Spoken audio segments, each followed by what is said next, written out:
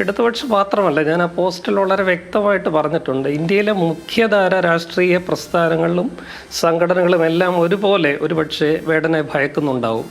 കാരണം അവരിൽ നിന്ന് വ്യത്യസ്തമായൊരു രാഷ്ട്രീയമാണ് വേടൻ തൻ്റെ പാർട്ടിയിൽ കൂടി മുന്നോട്ട് വയ്ക്കുന്നത് എന്നുള്ളതാണ് ഇവിടെ നമ്മൾ ഗൗരവമായിട്ട് കാണേണ്ടത്. ഇപ്പം നമുക്കറിയാം, ഹിന്ദുത്വ പൊളിറ്റിക്സ് മുന്നോട്ട് വയ്ക്കുന്നത് സവർണ ജാതീയതയുടെയൊക്കെ ഒരു പൊളിറ്റിക്സാണ്. അതിനെ നഖശിഖാന്തം പല്ലും നഖവും ഉപയോഗിച്ചുകൊണ്ട്, പല്ലും നഖത്തിനൊക്കെ ഇപ്പോൾ പ്രത്യേക പ്രാധാന്യവും വിവക്ഷയും ഉണ്ടല്ലോ, ശക്തമായിട്ട് വേടൻ തൻ്റെ പാട്ടുകളിൽ കൂടി സംഗീതത്തിൽ കൂടി അതിനെ വിമർശിക്കുന്നുണ്ട്. അതുപോലെ തന്നെ വലത് പക്ഷ പ്രസ്ഥാനത്തിന് ദഹിക്കുന്ന ഒരു രാഷ്ട്രീയമല്ല വേടൻ തൻ്റെ സംഗീതത്തിൽ കൂടി ഉയർത്തുന്നത്. ഇടതുപക്ഷത്തിനും പഥ്യമല്ല വേടൻ്റെ രാഷ്ട്രീയം. കാരണം അത് ഒരു ദളിത് പക്ഷ സ്വത്വ രാഷ്ട്രീയമാണ്. അംബേദ്കറും മഹാത്മാ അയ്യങ്കാളിയും ഒക്കെ മുന്നോട്ട് വെച്ച് അതിൻ്റെ ഒരു തുടർച്ചയായ ഒരു സ്വത്വ രാഷ്ട്രീയം എന്നൊക്കെ വിളിച്ച് ഇടതുപക്ഷം പലപ്പോഴും തള്ളിക്കളയുന്ന ഒരു രാഷ്ട്രീയമാണ്.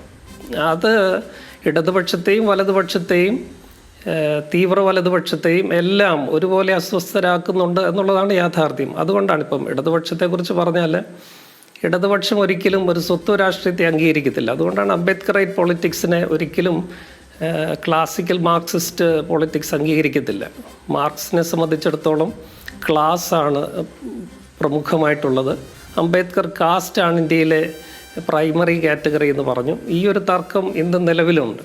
അതുള്ളിടത്തോളം കാലം അത് തന്നെയല്ല, മാർക്സിൻ്റെ വീക്ഷണത്തിൽ വർക്കിംഗ് ക്ലാസ്സിന്, അടിത്തട്ടിന് അവരെ കൊണ്ട് തന്നെ ഉയർന്നു വരാനായിട്ടുള്ള കെൽപ്പില്ലെന്നാണ് മാർക്സ് വിചാരിച്ചത്. അതുകൊണ്ട് മധ്യവർഗം വേണം അത് ഏറ്റെടുക്കുവാനും ഇവർക്ക് വേണ്ടി. അതിനെയാണ് അംബേദ്കർ പൊളിച്ചു കളഞ്ഞത്. നമ്മളിന്ന് സബാൾട്ടൺ പൊളിറ്റിക്സ് എന്നൊക്കെ പറയുന്ന, കീഴാള രാഷ്ട്രീയം എന്നൊക്കെ പറയുന്നത് ഈ മധ്യവർഗത്തിൻ്റെ ഏജൻസി അല്ല അവരെ ആശ്രയിക്കുന്നത്. മറിച്ച് അടിച്ചമർത്തപ്പെട്ട ജനതയ്ക്ക് ഏജൻസി ഉണ്ടെന്നും അവർക്ക് കർത്തൃത്വമുണ്ടെന്നും അവർ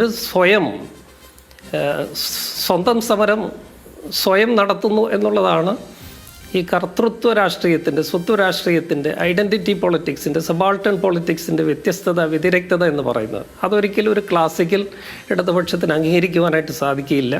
അത് വലതുപക്ഷത്തിന് ഒട്ടും അംഗീകരിക്കുവാൻ സാധിക്കുകയില്ല.